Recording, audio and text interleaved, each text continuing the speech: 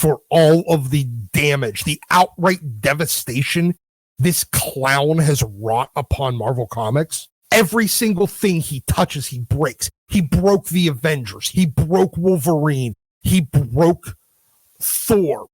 He broke Ghost Rider. There is not a single book that he has touched in his tenure at Marvel Comics that is better for him having been there. So I surprisingly recommended Namor #2 in the Best of the Week show last month.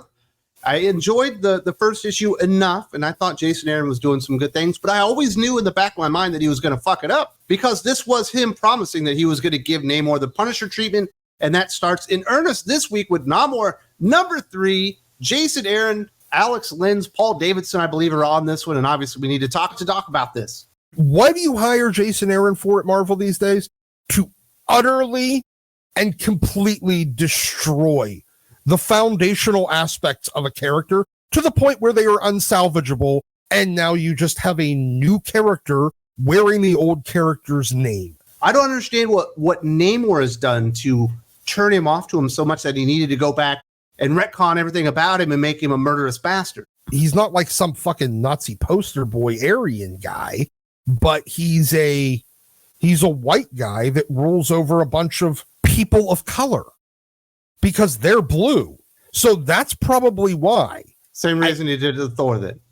Yeah, basically. Except for he's using bits and pieces of what he did to the Punisher. With that, let's get into this book and talk about some of the major league disappointment here. Jason Aaron promised he was going to give him the Punisher treatment, and we see the very opening scene. Namor is a young man, a prince. He's going up against an army. The army decides to stop and give up and walk home, and they start to leave. Because he's crazy and he's always been a bloodthirsty bastard, he just murders all of them single-handedly. It's just to let you know that he was always a tyrant, even when he was a child. He could never be anything else. And their general, he has an entire army behind him, and he's hyping them up to go to battle, and then he just sees Namor alone with a flag bearer behind him, and he gives up and runs away. And then Namor, of course, just like Punisher, he's a psychopath, even as a teenager. He's essentially the assassin, weapon of mass destruction, whatever, for his grandpa. Having an entire army show up, turn around, give up, and leave, and then like murdering them and stabbing them in the back works for a character like Thanos, a dark side. Hell, it even works for a character kind of like Lobo, but it doesn't work for Namor. It isn't in his character. While he is ruthless, he's not psychotic. He wants people to kneel to him. When you have an entire army that was going to go face to face with another army, but they would rather quit and go home than just fight you, that's the kind of thing that he would have been like, I'll let you go if you kneel to me. And then they'd kneel to him and he'd let them go. They've stroked his ego and he's satisfied, and he got what he wanted. He got an entire army to stand down. But no, look, you're breaking the character already. So in the last issue, we met this girl, Kalani. She's half human, I believe half Hawaiian, Polynesian, something like that. And she was talking to Namor, and they were trying to set up Namor with prospective princesses for him to marry, potentially to continue the bloodline, because he's going to send her the throne. And it turns out that she was actually kind of double crossing him. She had infiltrated the palace. She was using him because they were going to try and kidnap grandfather, the king. She was kind of showing him a humanity and what the other people in the kingdom are dealing with. And we get this big ass fucking lecture in this one about how it was like, they drove out the immigrants and you don't like outsiders and you only like rich people and you're spoiled and this and this and this. And it's like, you cannot escape modernity even in fucking Atlantis these days. No, it's just current yearism bullshit that when the island of Atlantis, the kingdom of Atlantis sunk into the sea, Neptune made them all sea breathers, except for he kicked out the immigrants and the gays and the people that were not like them. So Atlantis is Trump's America. All of the virtuous minorities and everything else, they were all banished. And they went and created their own kingdoms. There's hundreds of these other empires that are underwater that we've never seen before. And Atlantis was the only one we've ever seen, but all of these other ones are so much better because Atlantis is Trump's America, and this is where all the greatness went. Tons of modernity in there. There's another moment here where the Kalani and her forces show up, and we've already seen at this point Namor destroyed an entire army by himself when he was 8. In the previous issue, he went up to a king that had an entire army behind him. They decided to swim in blood wine or something like that. And then he destroyed that entire army. Apparently he was inebriated, although if you read the previous issue, that was not apparent. And maybe because he was drunk, he was allowed to be captured. But I don't understand why we could stay captured, considering we've seen him murder so many people. He must be the most powerful being on the entire planet, the way that he's been portrayed, but he just allows himself to go into servitude under Kalani and be her prisoner. I didn't get it at all. Holy shit, this is the most retarded thing I have ever seen. You can't even keep internal consistency in the same fucking book. Well, the reason they needed to do it was so that Kalani could then, lecture him, yes, for 15 pages, something like that. Yeah. And tell him what an enormous piece of shit he is. This is where I'm at with this comic. It is so nonsensical that you couldn't even figure out who they wanted to kill, who needed to be dead, who needed to be protected, why they needed to, and from whom. At no point was that ever really covered, other than that Kailani chick had been stopped by Namor from killing some other guy that isn't there right now. And is that guy trying to kill Kailani now? I don't understand what's going on because Jason Aaron can't fucking write. These artists have indecipherable scribbles on the page. There is no visual storytelling, there is no graphic storytelling, and there is no written storytelling. This is nonsensical bullshit.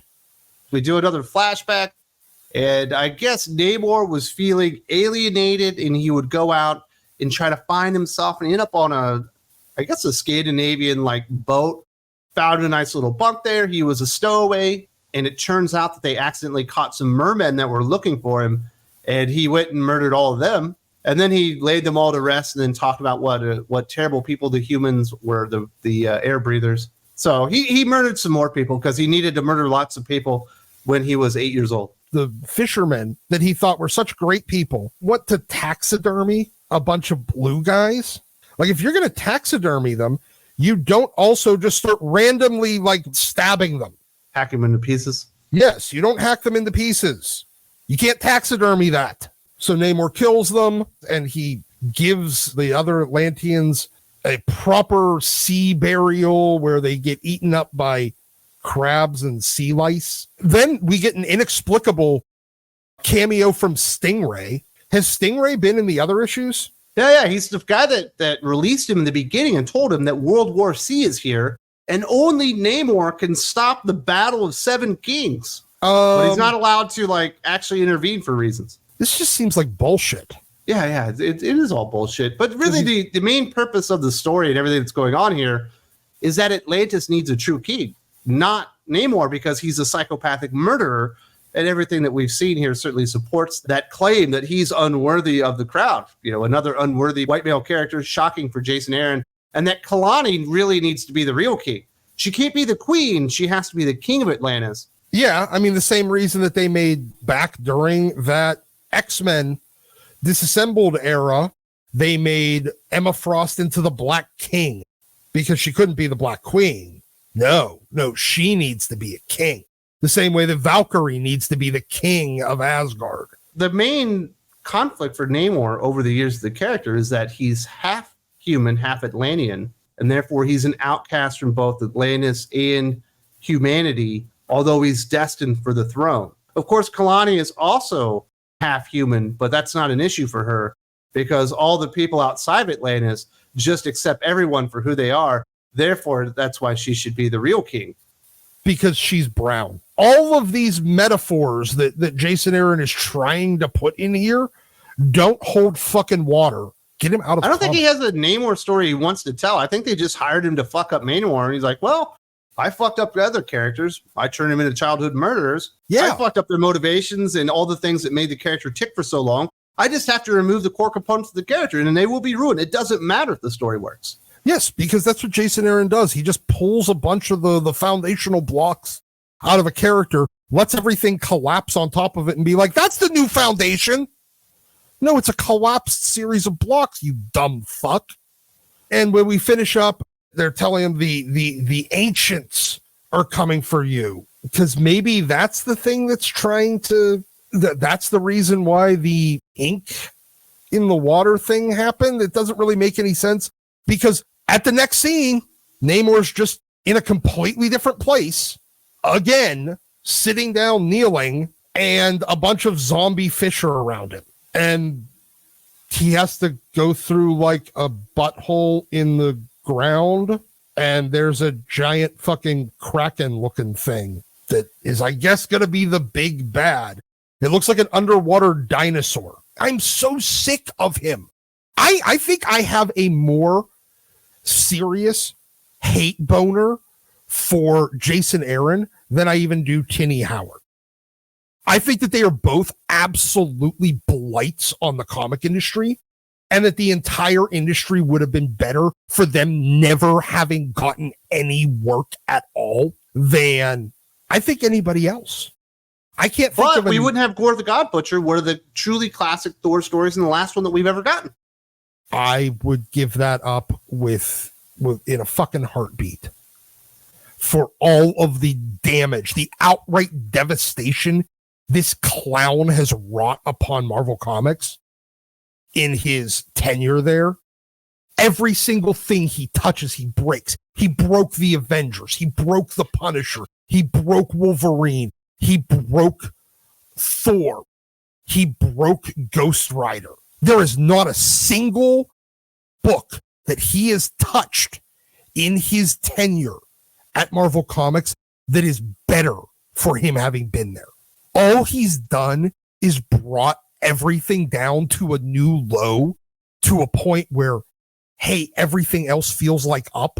So whenever the Colors era happened, the Bendis era happened on X-Men, it felt like an improvement. Whenever you have literally anyone ever writing the Punisher, it is an improvement on Jason Aaron. I mean, including David Pepos. Yeah, because at least he didn't break Frank Castle anymore.